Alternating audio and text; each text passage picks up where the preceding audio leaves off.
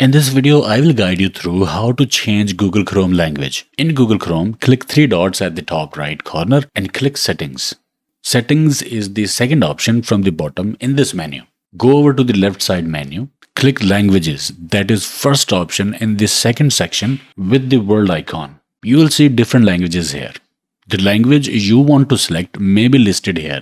If it is, you can click three dots in front of desired language and click on option that says Display Google Chrome in this language.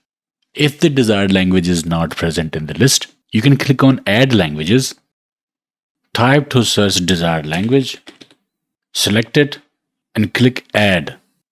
It will be added to the list. Then you can come over to the right and click on three dots in front of the language and select Display Google Chrome in this language. Let's select this language.